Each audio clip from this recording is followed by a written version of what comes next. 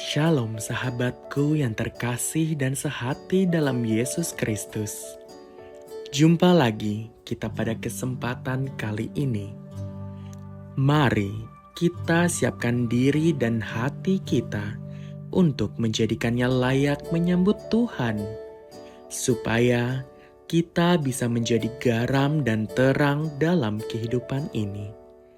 Tentunya dengan bersama kita resapi Renungan Sabda Pendalaman Iman presented by BPK PKK KAJ. Bacaan dari Injil Matius bab 6 ayat 24 sampai 34. Tak seorang pun dapat mengabdi kepada dua tuan, karena jika demikian, ia akan membenci yang seorang dan mengasihi yang lain, atau ia akan setia kepada yang seorang dan tidak mengindahkan yang lain. Kamu tidak dapat mengabdi kepada Allah dan kepada Mamon. Karena itu aku berkata kepadamu, janganlah khawatir tentang hidupmu, mengenai apa yang hendak kamu makan atau minum, dan janganlah khawatir pula tentang tubuhmu, mengenai apa yang hendak kamu pakai. Bukankah hidup itu lebih penting daripada makanan, dan tubuh itu lebih penting daripada pakaian?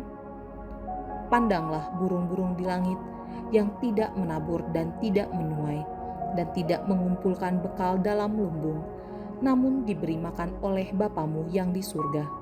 Bukankah kamu jauh lebih berharga daripada burung-burung itu? Siapakah di antara kamu yang karena kekhawatirannya dapat menambah sehasta saja pada jalan hidupnya? Mengapa kamu khawatir mengenai pakaian? Perhatikanlah bunga bakung di ladang yang tumbuh tanpa bekerja dan memintal. Namun aku berkata kepadamu, Salomo dalam segala kemegahannya pun tidak berpakaian seindah salah satu dari bunga itu. Jadi jika demikian Allah mendandani rumput di ladang yang hari ini ada dan besok dibuang ke dalam api, tidakkah ia akan terlebih lagi mendandani kamu, hai orang yang kurang percaya? Karena itu, janganlah kamu khawatir dan berkata, apakah yang akan kami makan? Apakah yang akan kami minum? Apakah yang akan kami pakai? Semua itu dicari bangsa-bangsa yang tidak mengenal Allah. Akan tetapi, Bapamu yang di surga tahu bahwa kamu memerlukan semuanya itu. Tetapi carilah dahulu kerajaan Allah dan kehendaknya, maka semuanya itu akan ditambahkan kepadamu. Karena itu, janganlah kamu khawatir tentang hari esok, karena hari esok mempunyai kekhawatirannya sendiri. Kesusahan sehari cukuplah untuk sehari. Demikianlah Injil Tuhan. Shalom, Ibu Bapak, saudari-saudara yang dikasihi Tuhan. Ketika saya merenungkan Matius 6 dari ayat 24 sampai dengan 34, saya merenungkan bagaimana kehidupan manusia zaman sekarang itu seringkali rasa khawatir itu berlebihan. Sampai menghadapi kegelisahan, susah tidur, ya, bahkan makan apapun rasanya nggak enak.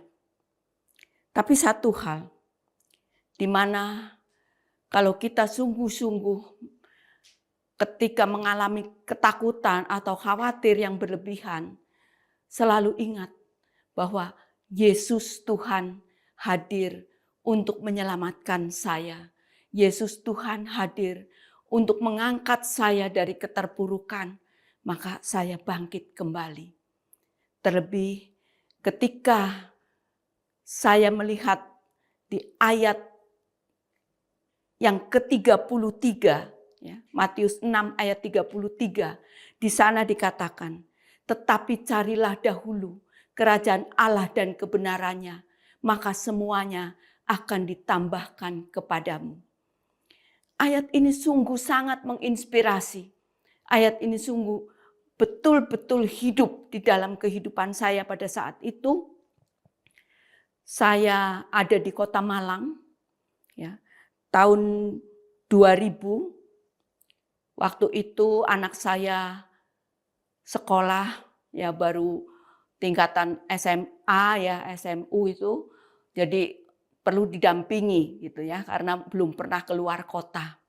Nah, waktu itu dia mau mulai masuk ke kuliah yang disebut ada ospek ya, kalau zaman dulu itu namanya mapram.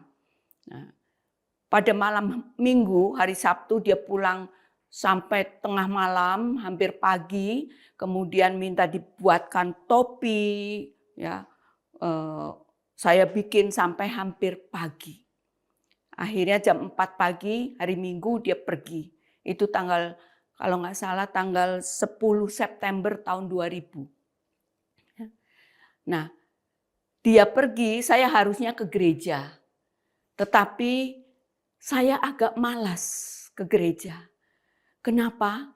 Karena 1 bulan lebih telinga saya yang sebelah kiri itu ada darah segar. Darah yang mengalir. Kalau saya korek sedikit, pasti mengalir darah segar. Jadi saya nggak berani korek-korek. Anda bisa rasakan ya, kalau kemasukan air ketika mandi, itu nggak enak kan, bunyi beng, beng, beng, beng ya. Nah itu darah hampir 1 bulan. Nah, saya malas ke gereja karena kepala sudah sakit banget. Kemudian inilah ayat yang menginspirasi saya. Carilah dahulu kerajaan Allah. Kenapa ayat ini menginspirasi saya? Saya yakin Tuhan tahu bahwa iman saya itu belum dewasa. Iman saya itu masih goyang. Sehingga Tuhan menghendaki saya datang ke gereja. Maka saya lalu meminta maaf kepada Tuhan. Minta ampun. Ampun Tuhan. Ya, ketika saya terinspirasi ayat itu. Ya, saya mohon maaf sekali lagi, saya tidak mandi, saya hanya menggosok gigi, lalu saya buru-buru pergi ke gereja. Waktu itu gerejanya namanya Santo Andreas, namun belum jadi gereja yang benar-benar ya, yang sekarang itu waktu itu masih ada di Jalan Jayagiri. Nah, saya jalan kaki cepat-cepat, begitu sampai di gereja, saya berdoa, kemudian saya lihat teks misa, ya. Itu ada bacaan.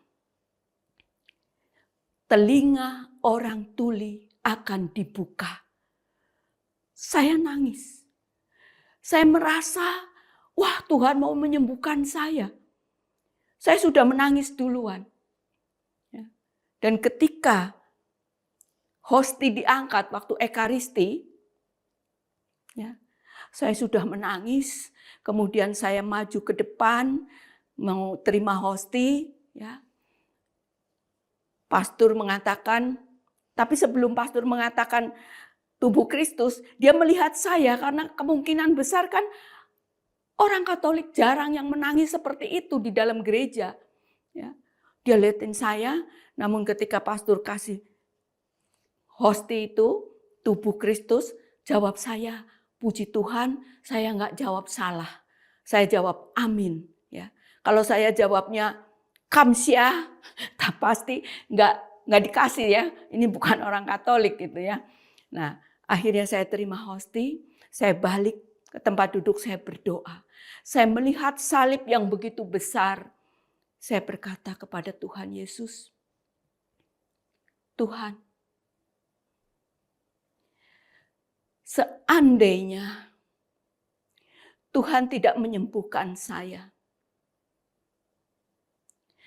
mau belajar taat. Saya mau belajar setia untuk melayani Tuhan. Namun satu hal Tuhan, saya mohon.